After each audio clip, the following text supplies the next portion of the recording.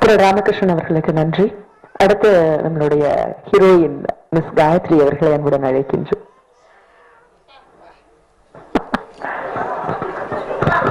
I'm very sorry. 8 மணிக்கு நான் வேற ஒரு இடத்துல இருக்கணும்.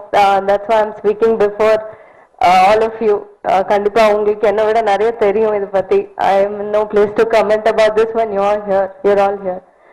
But ராஜா, நான் உங்களை congratulate பண்ணோம். ஏன்னா நவீன் சார் சொன்னாங்க உங்க பேக்ரவுண்ட் பத்தி.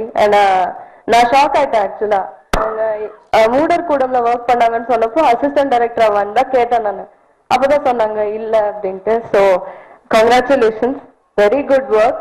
அண்ட் ராதாகிருஷ்ணா சார் நிறைய பாயிண்ட் சொல்லிட்டாங்க.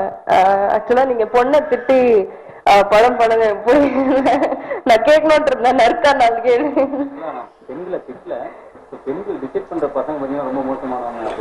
அப்படியா காமிச்சிங்க?